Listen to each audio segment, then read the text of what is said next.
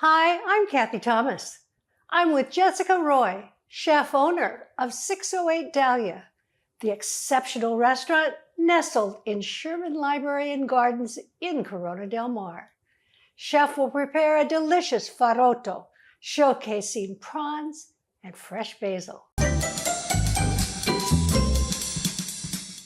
Ah, Faro, it's so delicious. Tell me about your dish. I love this dish so much. It's one of the most popular dishes on my menu at the restaurant.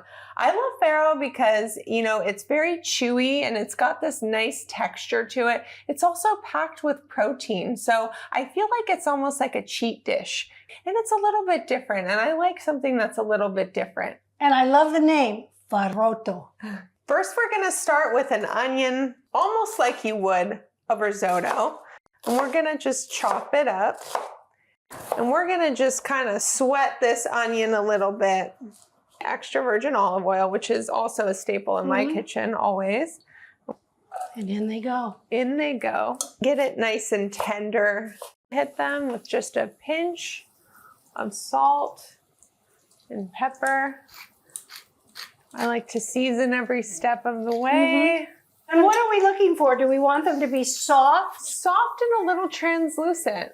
And now I'm gonna slice up some of this gorgeous asparagus. It's springtime, and I always just get so excited of all the stunning vegetables that I can find in the market. And I have some vegetables here that I'm just gonna trim up a little bit, make them a little bit more bite-sized.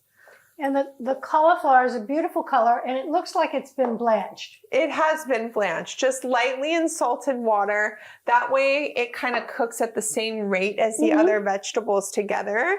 Same with the Brussels sprouts here. I've blanched them, and I'm just gonna slice them in half. I love having lots of vegetables in a dish.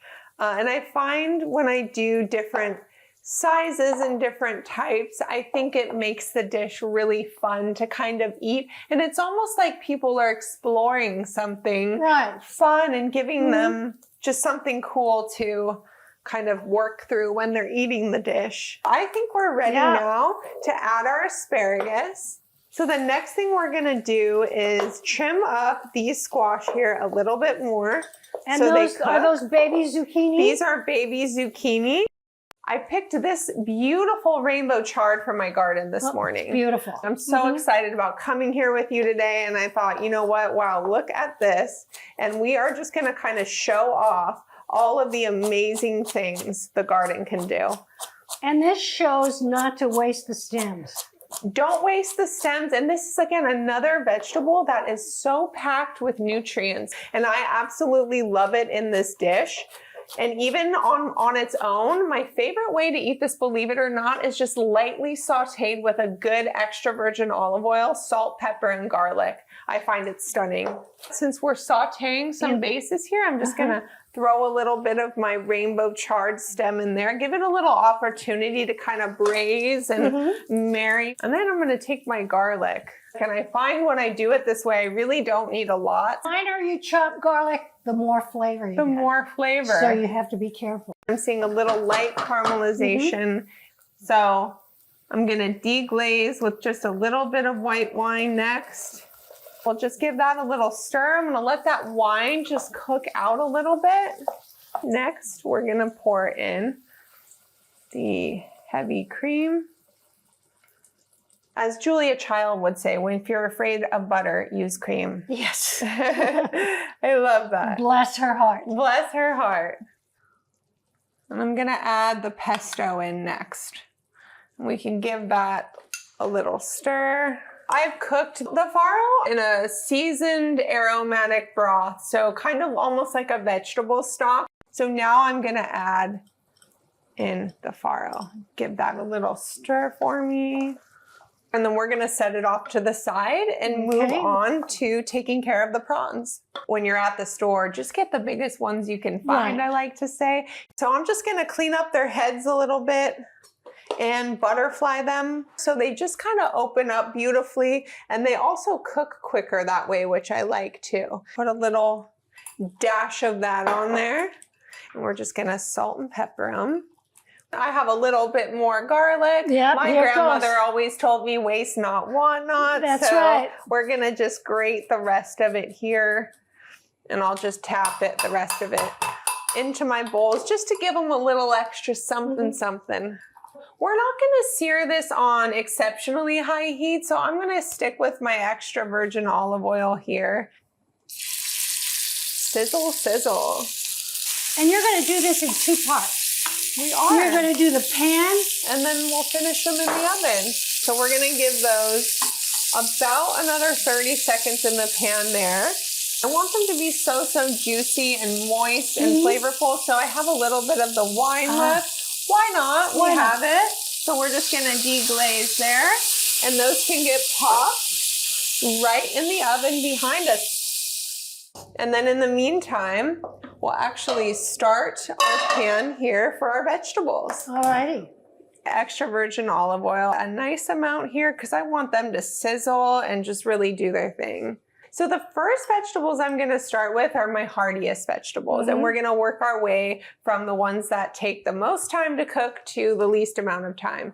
So I have these baby carrots that I did already cook, but because they're so thick and dense, we're going to add those to the pan first. They're just adorable. They're just so darling, aren't they? So along with our Brussels sprouts, and I like to put them face down just to kind of give the face some color.